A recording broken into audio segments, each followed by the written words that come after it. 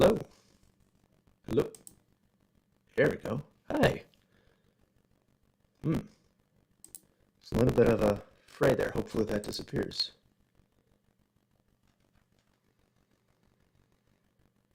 It's not disappearing. That's not good. Let me see if I can.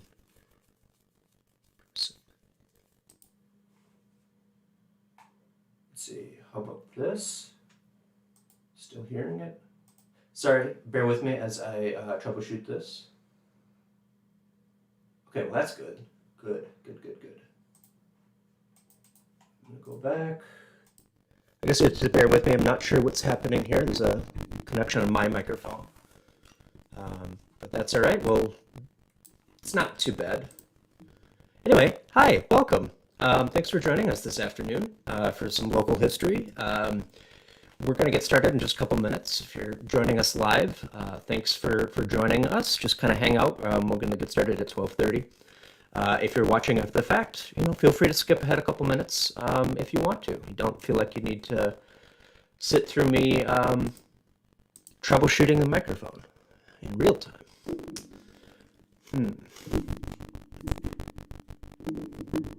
Okay, well, sorry again about that. Hopefully it's not too distracting.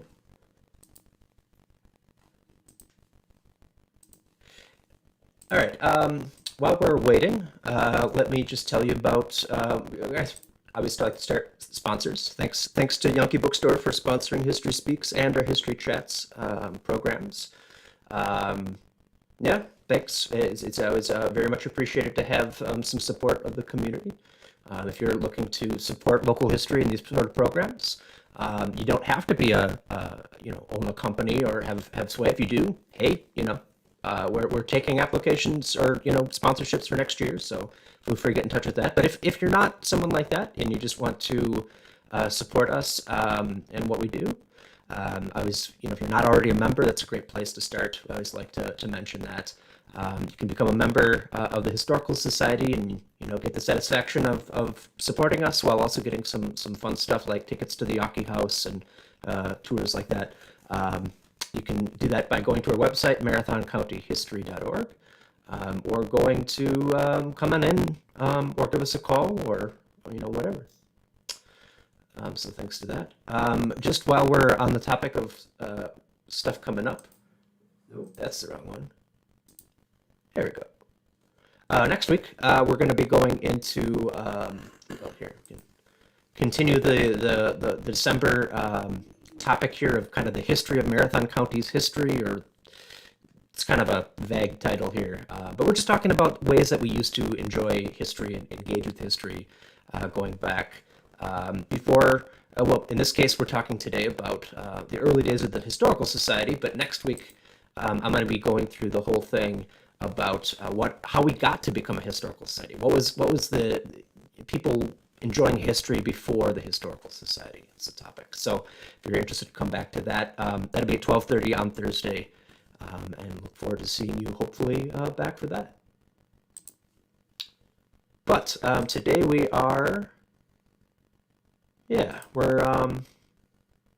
talking about the early Historical Society with our.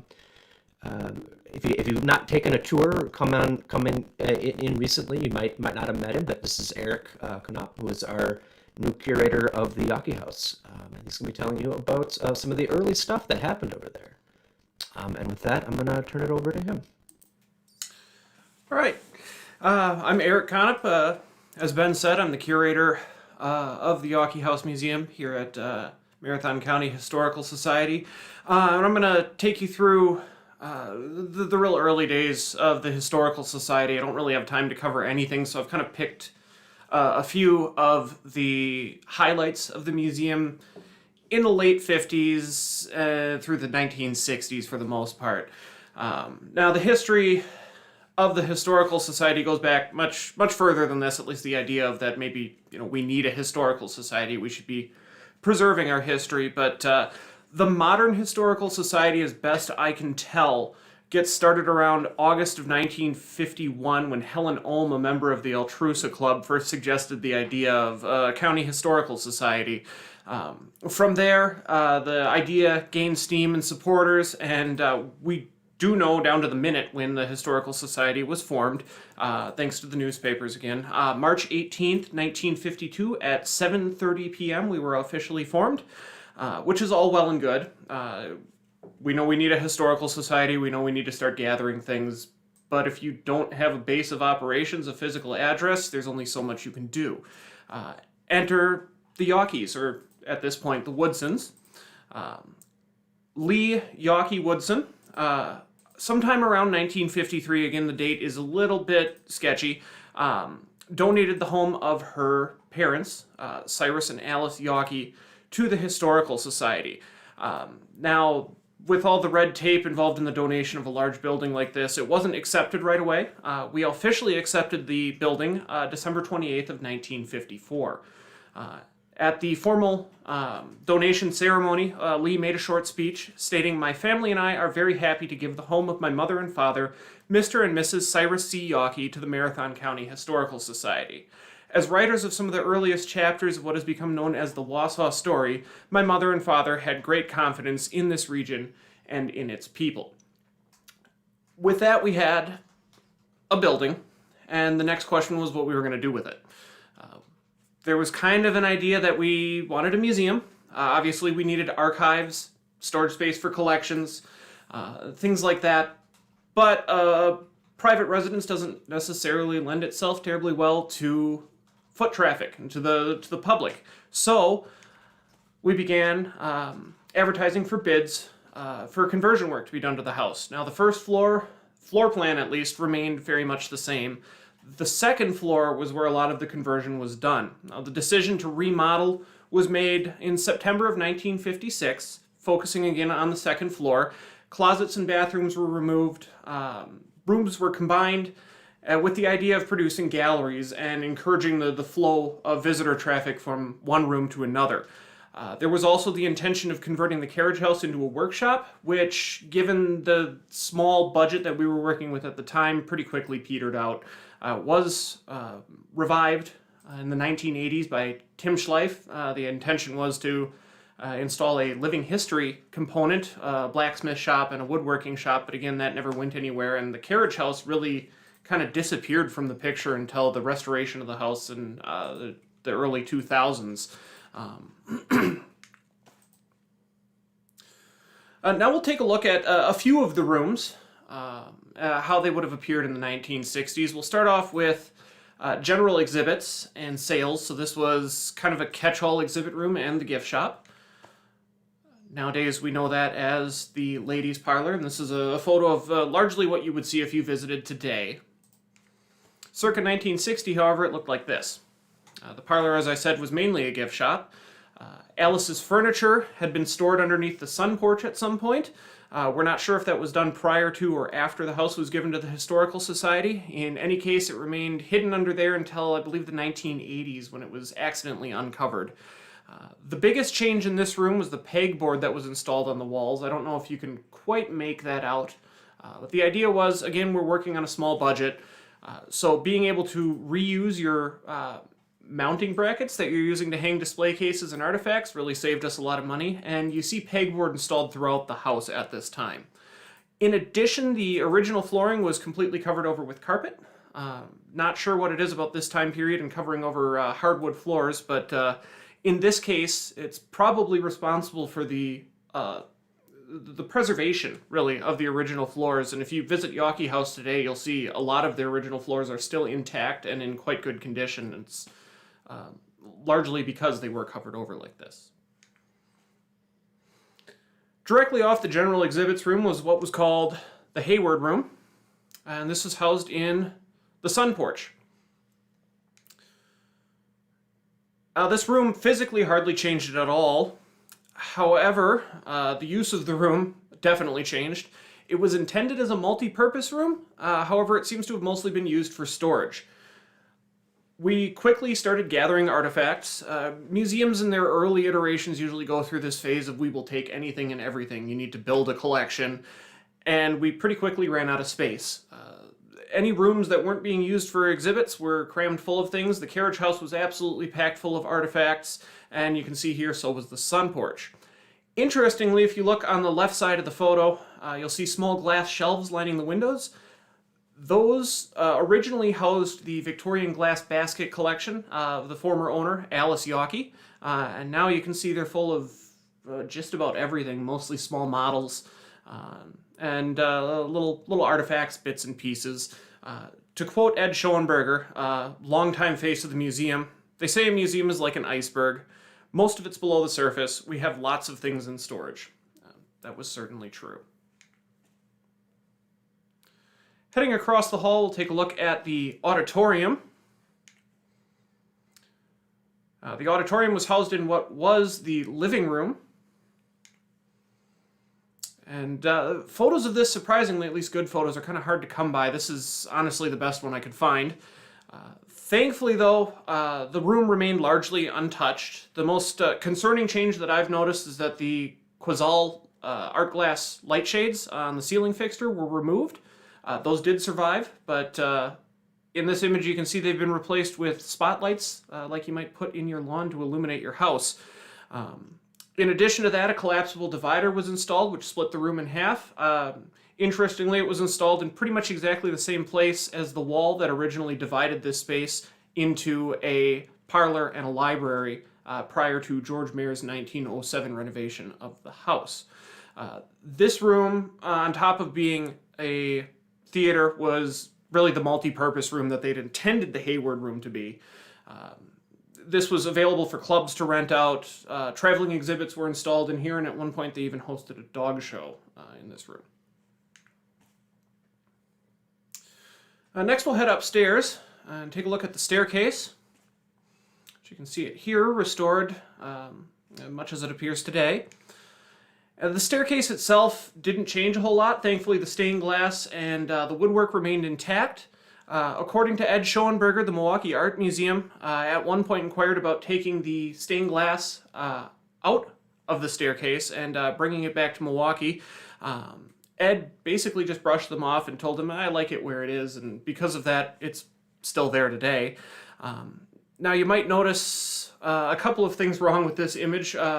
Most notably, the stuff hanging down from the ceiling there. The house was starting to show its age by the time we received it. It was, even in the 1950s and 60s, not a new building, and the roof was leaking. It wasn't uncommon to have problems like this. And if you look down on the windowsill there, you can see a sign put up by, I assume, Ed Schoenberger. It says, "Excuse our leaks, but it gives us a chance to use our antiques." They are using antique kettles and wash basins to catch the rainwater as it comes through the ceiling. Obviously not something you do in a museum today, but we're working on a basically non-existent budget at this time, and it would seem that the staff really kind of faced it cheerfully. The second story, if any of you have visited the museum, you can see by this floor plan changed quite a bit. The first room we'll look at is what they referred to as the restored cabin, which was housed in one of the guest rooms, or if you've taken the tour, the in-law room, as it's called. And while this is referred to as a restored cabin, there's really nothing restored about it. It's a recreation. Some of the artifacts presumably are original, but the cabin itself is not. This was installed circa 1958. And dioramas like this were definitely a mainstay of museums. They had been since the late 19th century. Although in the 1950s and 60s, they were starting to kind of fall out of favor, and you start seeing the more information-driven exhibits, like you might see if you visit the Historical Society or most museums today. And Yawkey House at the time was definitely a mixed bag of more modern exhibits and dioramas. This really didn't have any sort of informational aspect to it. It was just something interesting to look at that was supposed to give you a feel of pioneer life, accurate or otherwise. Across the hall was another full-scale diorama, the early street restoration, which was housed in Cyrus and Alice Yawkey's former bedroom. Now, unlike the restored cabin, some of the aspects of this diorama actually were from original buildings. This opened May 10th, 1958, and at about the same time, Wausau, like a lot of cities in the United States, is going through a time of kind of purging the old, bringing in the new. Old must be bad, new must be better. A lot of buildings are coming down downtown, and Ed Schoenberger had taken to walking around downtown and salvaging things. And if you look in the left-hand window of the general store here up at the top, you can probably just make out a light fixture.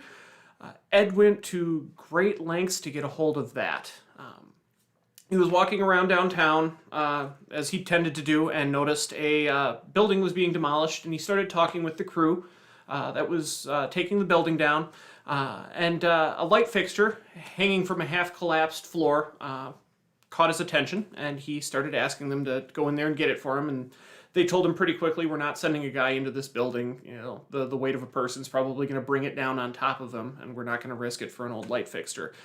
That didn't stop Ed. He kept asking, hung around for a while, and eventually they agreed to use an excavator to get it down. And I have a quote from Ed about this. He says, "So what they did is they moved their crane, this tremendously big thing, like having a dinosaur lift up a flea. This fella very expertly went into that building that was just about tumbling down, and with this tremendous scoop, he grabbed this thing by that little string and he fetched it out and practically laid it at my feet."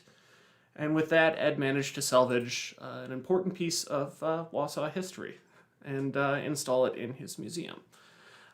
You're probably getting an idea at this point that Ed was quite the character, and we'll go into a little bit more about exactly what he did in a moment. Before we get into that, though, we'll take a look at one last room, the Deke Slayton room, or the outer space room, which was housed in Lee, the Yawkey's daughter's former suite. This room is basically unrecognizable. The only elements that survived architecturally are the two arches that divided her former bedroom from her sitting room, and the only reason those survived is because the center pillar in the arch is actually the flue for one of the chimneys, otherwise I'm sure those would have gone too. The Deke Slayton room was named after a Wisconsin native and notable astronaut, and the room was the aerospace room, as you can kind of gather from the aircraft models that you see there.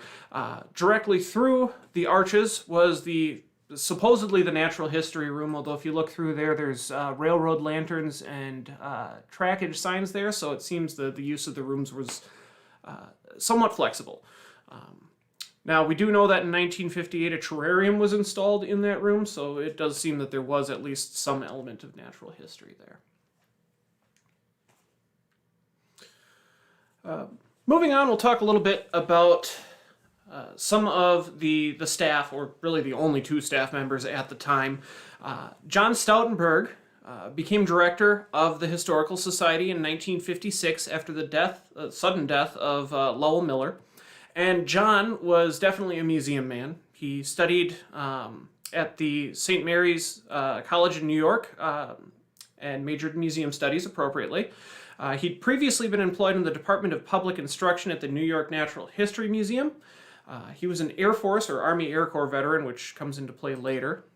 In addition to his schooling background, he was an accomplished author. At the time he was hired, he was working on the Dictionary of the American Indian, 495 pages of people, places, and words related to different Native American cultures. Somewhat unusually for the 50s and 60s, he actually worked quite closely with different tribes and tribal elders to produce this book. Prior to working on the Dictionary of the American Indian, he was also involved in contributions to a number of other works. And finally, he was a skilled diorama maker and had taught courses on the construction of museum dioramas, which is likely where the large full-scale dioramas you see in Yawkey House in the 60s came from. Oop, going the wrong way. Then we have Ed Schoenberger, who I've already brought up. Ed was kind of the polar opposite of John. He was not a museum man. He was an artist. He was born in New Orleans and studied at the Arts and Crafts Club of New Orleans, the Philadelphia Academy of Fine Arts, and the Arts Student League of New York. In addition, he was an accomplished musician, played in several bands, and at one point had his own band called Eddie Schoenberger and his Whispering Rhythms. Here's a better photo of Ed doing kind of what Ed did. He's painting a fire hydrant red, white, and blue during the Beautification Week circa 1970. Now, Ed got his real start in the national art scene as a WPA artist during the Depression, and he's best known nationally for his mural in the New Orleans Public Library portraying the history of printing from early man scratching symbols on a cave wall up to what in the 1930s would have been a modern newspaper printing operation. This held the distinction of being the largest single canvas mural in the country. Here's a better photo of it. It was 50 feet long, took 6 months to complete, and it's still intact. The old library is actually a yoga studio now, and the owners, thankfully, paid to have it restored so you can still view it today. Now, after Ed's involvement in the WPA, he enlisted in the Army Air Corps and was active during World War II. He specialized in teaching and propaganda and reached the rank of sergeant. He is responsible for devising training methods for identifying friendly versus enemy ships using models. So he's putting his sculpting talent to use there. After the war, he moved to the East Coast and settled in New York City. And did work in Philadelphia and New York State designing commercial and museum exhibits, which is where he finally enters into the museum field. And in 1957, his old Army Air Corps buddy, John Stoutenberg, asked him to take a job as assistant director of Marathon County Historical Society. And Ed uprooted his whole family, moved to Wausau, and he was assistant director from 1957 to 1965 when John retired. And from there, he would take the director position, which he held till his own retirement in 1980. Now, one of Ed's primary jobs was supposed to be outreach and engagement. Of course, he went far beyond that, but he definitely developed a number of outreach programs. Here we see an advertisement for the Museum Explorers Club. This was kind of a scavenger hunt, very similar to the park scavenger hunt that we did even earlier this year. And it changed every month. It would encourage kids to come explore the museum, find different things in the exhibits, and then they could bring their scavenger hunt back to the museum office and get a prize. We also had some unorthodox outreach. Here we see, again during Ed's tenure, a couple of school-aged boys cut loose with a blowtorch and some molten lead. They're learning how to make musket balls. In Yawkey House, probably not the type of thing that we would do today, but I'm sure an experience like this stuck with them and definitely got kids through the door. Now, this is probably a familiar sight to viewers of a certain age who grew up in Wausau. This is the museum bus, and this is how Ed would have gotten around to various events and to schools. He really kind of fell in love with the bus, and this was actually given to him as a retirement present by the Historical Society in 1980. This is an example of one of the traveling exhibits that Ed developed. Now today we offer outreach programs mostly in the form of traveling trunks, little portable exhibits containing a number of artifacts themed around a particular topic. And they're available for presentation to school groups, retirement communities, and other events. And when Ed came to MCHS, he kind of pioneered this. This Logging Days exhibit, complete with a soundtrack, as you can see by the record there, toured different schools, and I've also seen photos of it showing up at the county fair. In addition, Ed brought about traveling trunks proper. Here's a photo of one of the first. And this is a photo I took a couple of days ago of the exact same trunk, minus its snappy branding. It is still in service and available for outreach to different schools and community events. It's still going strong. Now, in addition to outreach programs, we also encouraged young folks to get involved in designing exhibits for the museum. It gave them a kind of a taste of what it's like to run a museum, and also helped us gather artifacts and put together exhibits. And here, circa 1969, we have a breweries exhibit. Wausau, in particular, along Grand Avenue, was once home to a number of breweries, and here a local, I would assume middle or high school student has put together a little exhibit of some of the breweries in Wausau and Marathon County. Beyond that, we also encourage students to get involved in day-to-day operations of the museum. Girl Scouts and Boy Scouts in particular, they put on performances, helped out in the office, and even helped run the gift shop. Now, this next set of images is again courtesy of Ed. He certainly couldn't have left outreach as what you would expect from a museum. In 1974, he conducted an archaeological dig in the garden and uncovered a skeleton with horns and a tail. Ed claimed that old newspapers had allowed him to identify this body as, quote, Old Hickory, a lumberman credited with stirring up a lot of trouble in the pinery and finally meeting with foul play back in the woods around 1857. To suggest at this, you can see on the right-hand photo, the skull has an axe embedded in it, as well as the mark of a lumber hammer on its forehead. Of course, nobody bought this. They knew Ed was a sculptor and that he made this. However, it still made it into the newspaper, got us publicity, and that's what Ed wanted, I'm sure. And he kept up with it. Here you see the skeleton laying in state underneath the buffet in the dining room. And along with it was a little exhibit explaining what Ed found. The write-up in the center there says, the skeletal remains found on the ground are intimately tied to the early Wausau history. A vicious fight must have taken place in the woods in the early days of lumbering. A double-bitted axe was found crashed through the skull, shattering the bone on the right side of the head. A hole in the left temple could have been made by a mighty thrust from a peavey hook, and a logging hammer or log marker was brought crashing down on the forehead, leaving the skull forever branded. Ed was nothing if not a showman. And while this is, again, not something that a museum does today, it attracted a lot of attention, made it into the newspaper, and that was Ed's job, outreach and engagement with the community. Finally, we'll take a look at what you would expect if you walked through the front door of the museum circa 1960. We'll start out with the Native Americans, which were quite a popular topic in the 50s and 60s, and in particular Ed's mural of Native American history, which was in the staircase at Yawkey House.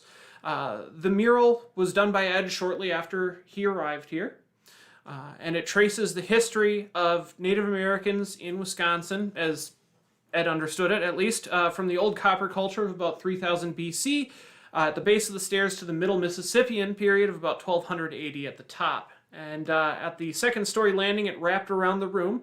And as you can see here, depicted early Native Americans, again, as Ed understood it, going about daily activities. In addition, our outreach programs discuss Native Americans quite often. Here we see Ed demonstrating a few authentic, in this case, Native American artifacts. The one closest to the camera is a cradle board, which is used by a number of tribes, including those in Wisconsin. And next to that appears to be a mortar and pestle. A large mortar like that would have been used for grinding grain, usually corn. Here's another photo of Ed, in this case at the Wausau School Forest, discussing a wigwam. Again, that's okay. Wigwams were used by a number of tribes as a traditional dwelling. However, next to that is a totem pole, which has nothing to do with Native Americans in the Midwest. Totem poles are made by tribes on the Pacific Northwest up into Canada and Alaska, definitely not by the tribes here. However, that did not stop Ed from putting a 45-foot totem pole in the front lawn of Yawkey House. And here we see representatives of Wisconsin tribes were invited to the dedication of the totem pole. It was an attempt to include Native Americans in a celebration of their culture, but again, this had nothing to do with their culture. And one really wonders what these representatives of the tribes are thinking, watching a group of white men celebrate their culture with an object that had nothing to do with their traditions. But at least, for the time, there was an attempt at engaging. Correct or not, the totem pole definitely was a work of art. It was a 45-foot tall pole, as I said. The log, donated by Mosinee Paper, weighed about 2 tons. It was delivered on June 12th, 1959, and the finished pole was erected April 22nd, 1960 with the help of a WPS utility crew. It took 222 hours to carve. As you can see here, Ed did the majority of it with hand tools, and John helped out by painting the finished figures. And here you can see it going up. We'll take a look at each of the characters. Unfortunately, being as large as it is, I wasn't able to find a photo of the thing in its entirety that really showed anything in detail. But at the base of the pole, the low man was a Native American. Now, contrary to the popular saying, low man on the totem pole is actually the most important. It's closest to the viewer, and traditionally in tribes of the Pacific Northwest, the most skilled carver worked on the low man. Was given a place of honor. Second was a fish. Ed said that represented the plentiful game of Marathon County. Third is supposed to be a lumberjack with a peavey hook. Fourth, we have a badger, holding a shoe pick, which, according to Ed, represented the spirit of friendship. Fifth was a symbolic lumberman with a broad axe and a single eye, representing the singular desire for white pine of the early lumbermen. And to further suggest that, you can see a white pine tree in his eye. Sixth, in place of the traditional thunderbird, is a bull ox with his horns outstretched in place of the outstretched wings of the bird. Seventh is a pioneer rendered in a Greek style, a reference to the origin of the county's name, the plains of Marathon in Greece. And eighth, the top man was a badger, which I don't think I need to explain that. Another popular exhibit that I still get questions about today is the Egyptian exhibit. And this opened November of 1959, was housed in the living room. I get a lot of people that visited the museum at this time asking me what happened to the authentic Egyptian mummy that we had. It wasn't an authentic mummy. Unfortunately, or possibly fortunately, considering the ethical problems of that, the mummy was largely papier-mâché and made by Ed. This newspaper article here describes it as highly realistic, but entirely make-believe. We did have a real mummy at one point, actually we still do. It was a squirrel. Was found sometime in the 50s or 60s, lodged in one of the chimneys of Yawkey House, and was housed in a case on the second floor in what had once been the dumbwaiter. Now a little disclaimer before the next slide: if you don't want to see a mummified squirrel, you might want to look away for a second.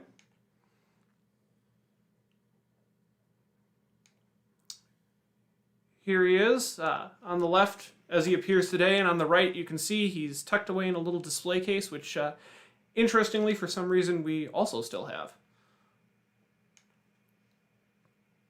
Here's the exhibit in its entirety. Many of the pieces in this exhibit, including again the mummy, were replicas. However, we did have a few authentic pieces, mostly pottery. We had a 5,000-year-old camel form jug and 3,000 to 1,000-year-old bowls and jars. This exhibit was specifically designed for school groups by appointment only. However, it was viewable by the general public.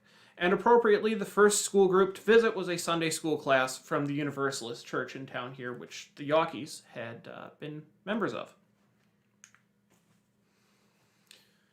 Now, we visited this room a little bit earlier, the Deke Slayton room.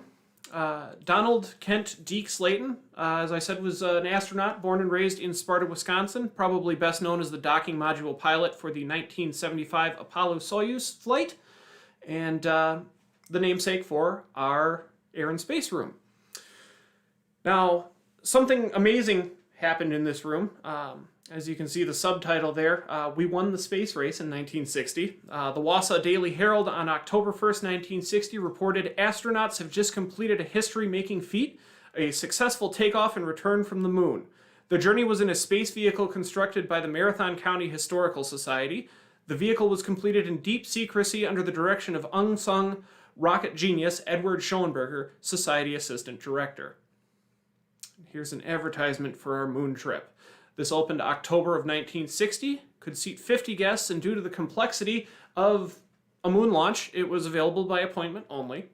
The soundtrack was provided by WSAU TV and radio, and the ride itself consisted of a Slideshow projected through an 8-foot viewport on the lunar lander, and miniatures, courtesy of Ed, which would pass in front of the viewing area as well. And at the end of the ride, once you landed on the moon, you can see down in the bottom right corner a Martian, or as Ed called it, a moon monster, would pop up in the viewport and scare the audience. On the left, we have a nice photo of the finished product. You can see rather well polished, definitely homemade, but it was a popular ride. And on the right, behind the scenes, it becomes very obvious how homemade this was. It was largely cardboard and Christmas lights. In any case, it didn't cost a whole lot. It was very popular, and it remained up for several months. The military exhibit was another quite interesting exhibit, and quite the surprise for me, especially the lawn ornament that came with it. This opened February of 1960. It was done in cooperation with the Headquarters Company, 1st Medical Tank Battalion, 105th Armored Division, Wisconsin National Guard, and the Wausau Area Recruitment Office. It consisted of a display case, or 2 display cases, containing 50, 45, and 30 caliber machine guns, the M1 Garand, grenades, grenade launcher, bazooka, and radios, field telephone, telescope, mess equipment, helmets, and appropriately for the Cold War, a radiac dosimeter. Here's a better photo of one of the display cases and what appears to be a 30 caliber, maybe 50 caliber machine gun. And one of the coolest lawn ornaments ever. This is an M48 tank that was parked on the front lawn of Yawkey House, and it remained there until April of 1960, at which point it was replaced by an even cooler lawn ornament, a Nike missile. The missile was the center of a junior historians parade that took place in February, and while I wasn't able to find an actual photograph of it on the front lawn, this is what it would have looked like. Each missile weighed in the neighborhood of 5 tons, was not a small device, and depending on the type, could have been nuclear capable, so for a short time we were probably the best armed historical society in the world. So, after Ed's retirement in 1980, Tom Schleif, who Martina talked about last week, took the position of director. The Woodson Center was purchased by the Historical Society in 1995, and we began moving over there. Yawkey House as a museum continued until 2006, at which point we began the restoration of the house, ending in 2008, and as you can see, opening Saturday, May 31st of 2008. After that, renovations of Woodson Center began in 2009 and ended in 2011, with a grand opening June 14th of 2011. And this is our museum as it appears today. Like our predecessors, space is at a premium. However, the former sanctuary of a church, which our exhibits are based in now, definitely lends itself to being a museum much better than a mansion did. We have large open rooms for traditional galleries and, most importantly, proper storage space, both archives and collections. The photo here is of our core exhibit, or our only permanent exhibit, Our Stories, tracing the history of Marathon County from Native Americans on up to what at the time of the recording is our newest arrivals, the Hmong Americans after the Vietnam War. In addition, our temporary exhibits remain up much longer. Some of the ones you've seen today were up for only a couple of weeks to months at most. Currently we have the Preserve for Generations Marathon Parks exhibit, and Milking Time, the dairy industry exhibit, and these remain up on the order of 2 to 4 years generally.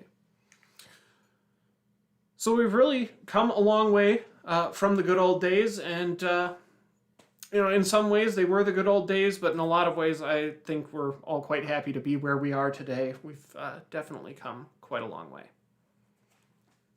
All right. Well, thanks, Eric. Yeah, and thanks to everybody for sticking through this a little bit longer. But as you could tell, there's a lot of fun history you've got to cram into this yet here. And I'm sure that there's a lot of stuff that got cut for time here. There's a lot of fun stories. So maybe we'll come back and share some interesting stories, in the future. But for now, yeah. I think we'll maybe call it an afternoon, and again we'll be back next week with the story before this of how the Historical Society gets formed in the first place, So look forward to that. That'll be at 12:30 next Thursday. But yeah, in the meantime, have a wonderful week, and we will see you next time.